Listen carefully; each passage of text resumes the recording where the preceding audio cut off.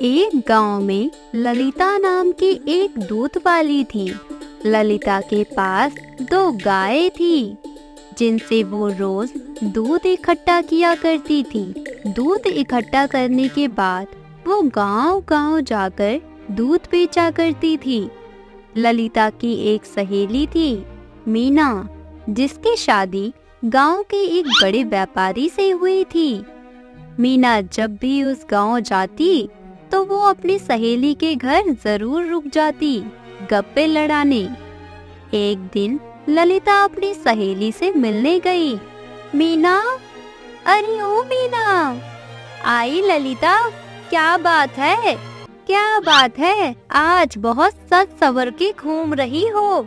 अरे आज मेरे पति के कुछ मित्र हमारे घर आने वाले हैं। अच्छा, और ये नया हार? हाँ, ये उन्होंने कल ही भेंट दिया है। अच्छा है ना? हाँ, बहुत अच्छा है। कितने का होगा ये?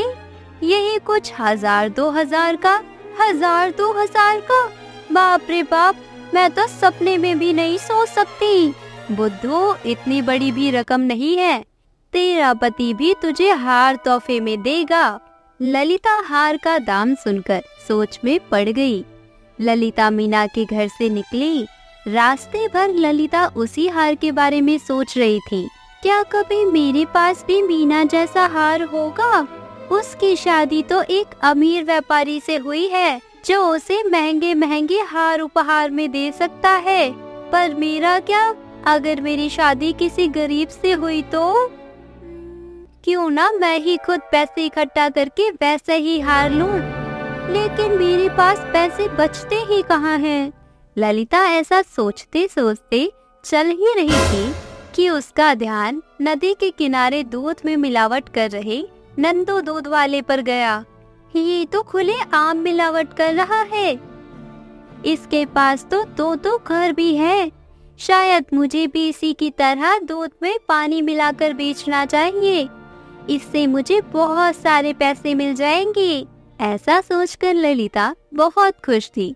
अगले दिन ललिता ने रोज की तरह गायों से दूध इकट्ठा किया और फिर उनसे उसमें आधा पानी मिलाया।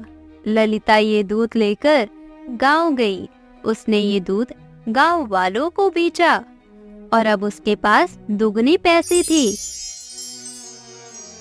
अरे वाह, आज तो मैंने दुगने पैसे कमाए हैं। अगर ऐसा ही चलता रहा तो मैं जल्दी ही हार खरीद पाऊंगी। ललिता फिर रोज दूध में पानी मिलाने लगी और बेचने लगी। वो बहुत खुश थी क्योंकि अब वो ज्यादा पैसे कमा रही थी। एक दिन की बात है, ललिता नदी के तट पर बैठकर अपने कमाए हुए पैसे गिन रही थी। 201, 202, 203। अरे वाह, मेरे पास तो 200 से ज्यादा पैसे हैं, वो भी एक महीने में। इसका मतलब और 5 महीने में मैं वो हार खरीद पाऊंगी। ललिता बहुत खुश थी। उसने नदी के किनारे आराम करने की सोची। जब ललिता नदी के किनारे सो रही थी तभी वहाँ एक बंदर आया और उसने ललिता के पैसों की पोटली उठा ली। ललिता की आँख खुल गई। पैसे, पैसे, मेरे पैसे मुझे वापस दो। बंदर ने वो पोटली पानी में फेंक दी। फिर ललिता फूट फूट कर रोने लगी। अरे मेरे पैसे, मुझे मेरे पैसे वापस दे दो। कोई मुझे मेरे पैसे वापस दे दो। तभी वहाँ जल देवता प्रकट हुए। क्या हुआ लीला? मेरे पैसों की पोटली नदी में गिर गई। तुम्हारे पैसे?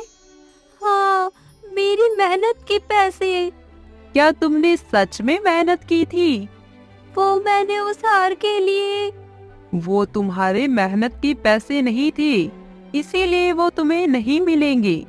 तुमने दूध में मिलावट करके दूसरों को ठग के वो पैसे कमाए थे। वो पाप की कमाई थी। मैं समझ गई देव, मुझे माफ कर दीजिए। अब मैं कभी भी धोखेबाजी से पैसे नहीं कमाऊंगी। ललिता को अपनी गलती समझ में आ गई और उसे यह भी सीख मिली कि लालच करके बेईमानी से कोई भी अच्छी चीज प्राप्त नहीं होती।